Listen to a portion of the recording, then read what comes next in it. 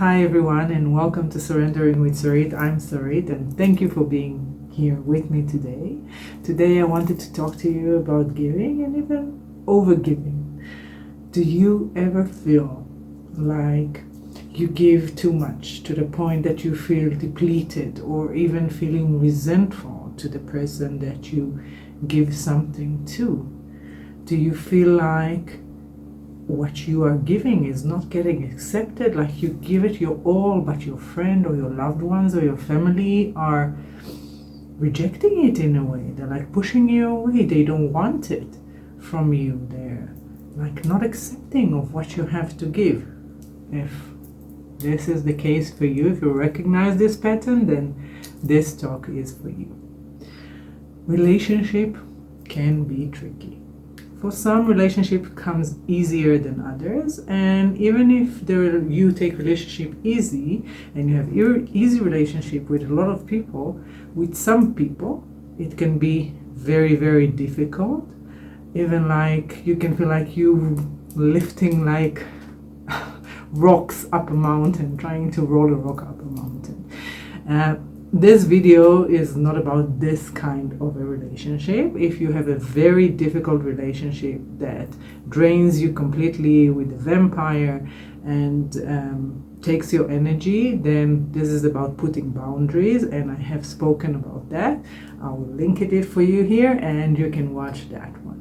But sometimes, even with the easiest and most flowing relationships, we find ourselves overgiving, oversharing our time, our resources, our advice, our money, our affection, our kindness, and we don't really, it's hard to find the balance. I know I still struggle with it sometimes, not always, but sometimes it's even happening to me now. So what helped me overcome this pattern, mostly, I remind you, mostly, not all the time, is first of all recognizing that I'm doing it, because not all the time we know that we're doing it.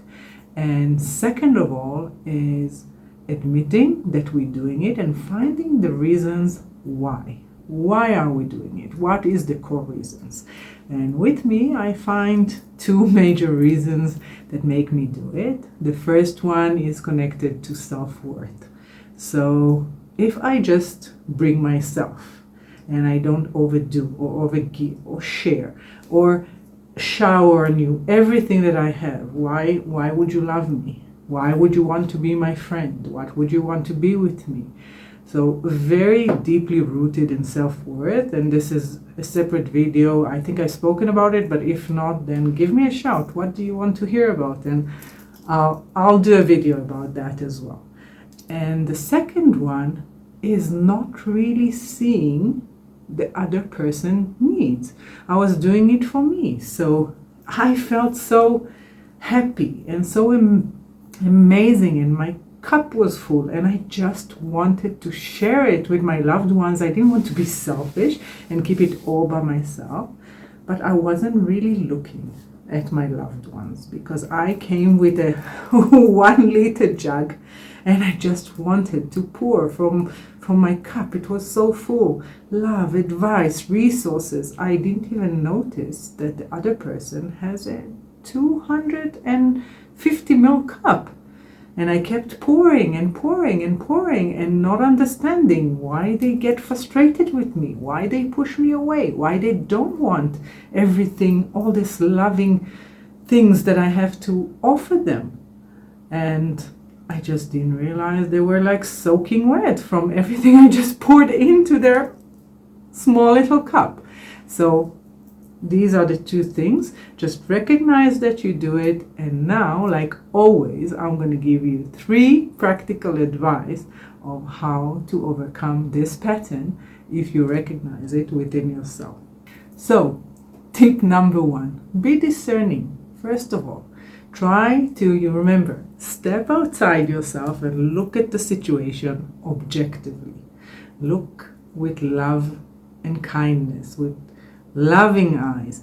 Is the person that I'm offering this is ready and willing to receive everything that I have to give them? How big is their cup? try to measure within your head, how much can I pour without overwhelming them, without being too pushy, right? Because I told you I'm still struggling with it, I'm working with a mantra lately that really helped me, and I can give it to you, and the mantra is, don't offer advice to a person that needs a hug. That is very beautiful for me, because I love to give advice. That's why this channel is here. I think you already know it, and I do it to my loved one as well. Loved ones, even if sometimes I'm not noticing that they're not ready to receive. So I hope you guys are happy to receive it. Hopefully you're tuning in. Otherwise, for you it's easy. You just press next and go to the next video. Tip number 2. Be honest with yourself, right?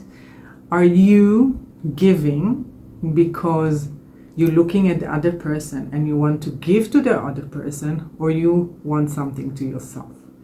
Maybe it's the accolades, maybe it's the compliments, maybe it's the feeling inside you that I was helpful, that I did the right thing. Remember, I was the good girl. It was always for me coming from a place, okay, I give so I can receive something.